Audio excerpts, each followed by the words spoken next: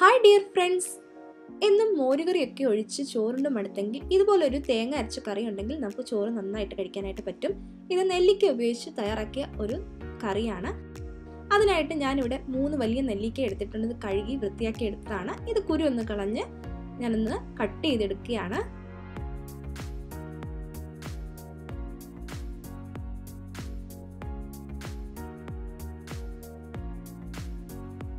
ഇനി നമുക്ക് ഈ നെല്ലിക്ക ഒന്ന് അരച്ചെടുക്കണം. അതിനായിട്ട് മിക്സിയുടെ ചെറിയ ജാറ് എടുക്കുക.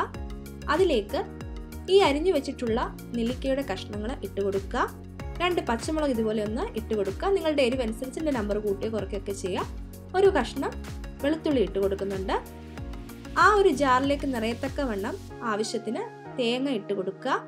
ഞാനിവിടെ 1 കപ്പ് തേങ്ങയോളം ഇട്ട് കൊടുത്തിട്ടുണ്ട്.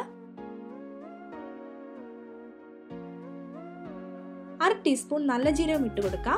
1/2 ടീസ്പൂൺ മഞ്ഞൾപ്പൊടി കൂടി ചേർത്ത് കൊടുക്കാം. ഒരു 1/4 കപ്പ് വെള്ളം ഒഴിച്ച് നന്നായിട്ട് പേസ്റ്റ് രൂപത്തിൽ ഞാനിത് അരച്ചെടുത്തിട്ടുണ്ട്. അതിൽ ഞാനൊരു 1/2 കപ്പ് കൂടി ചേർത്തിട്ടുണ്ടായിരുന്നു. കുറച്ചുകൂടി ഒന്ന് ലൂസാക്കാനായിട്ട് ഞാൻ വീണ്ടും 1/2 കപ്പ് കൂടി വെള്ളം ഒഴിച്ചിട്ടുണ്ട്.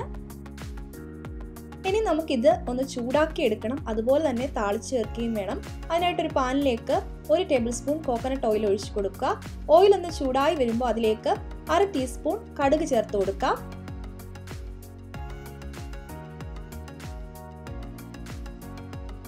2 ചെറിയ ഉള്ളി അരിഞ്ഞത് കൂടി ഇതിലേക്ക് ചേർത്ത് കൊടുക്കാം.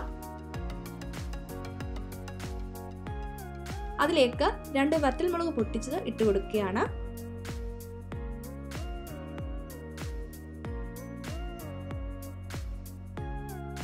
കുറച്ച് കറിവേപ്പില ഇട്ട് കൊടുക്കാം.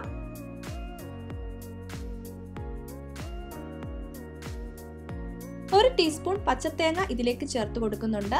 ഇത് നന്നായിട്ടൊന്ന് വറുത്ത് കിട്ടണം. ഇത് നല്ലൊരു ടേസ്റ്റ് കിട്ടാനായിട്ട് സഹായിക്കും.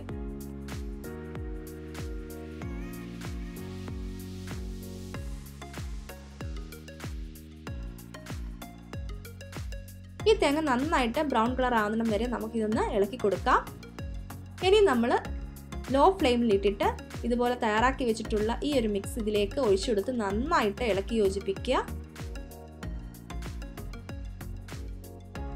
ഇത് തിളക്കേണ്ട ആവശ്യമില്ല. നന്നായിട്ടൊന്ന് ചൂടായി കിട്ടിയാൽ മതിയാകും. നന്നായിട്ടൊന്ന് ഇളക്കി കൊടുക്കണം. ഇനി ഇതിലേക്ക് 1 ടീസ്പൂൺ പഞ്ചസാര ഞാൻ ചേർത്ത് കൊടുക്കുന്നുണ്ട്. ആവശ്യത്തിന് ഉപ്പും കൂടി ചേർത്ത് കൊടുത്ത് ഒന്ന് ഇളക്കുക. അതിനുശേഷം നന്നായിട്ട് ഇളക്കി കൊടുത്തുകൊണ്ടിരിക്കുക. നന്നായിട്ടൊന്ന് ചൂടായി വരണം. തേങ്ങ പിരിഞ്ഞു പോകാതെ ശ്രദ്ധിക്കണം. ഈ ഒരു കറി തയ്യാറാക്കാനായിട്ട് വലിയ നെല്ലിക്ക ഉപയോഗിക്കുന്നതായിരിക്കും ബെറ്റർ. ചെറിയ നെല്ലിക്ക ഉപയോഗിച്ചാൽ കയ്പൊക്കെ വരും. ഇതിനാണെങ്കിൽ ഒട്ടും കയ്പില്ലായിരുന്നു. ഇപ്പൊ ഇത് നന്നായിട്ട് ചൂടായി വന്നിട്ടുണ്ട്. നമുക്ക് ഫ്ലെയിം ഓഫ് ആക്കിയിട്ട് സെർവിംഗ് ബൗളിലേക്ക് മാറ്റാം.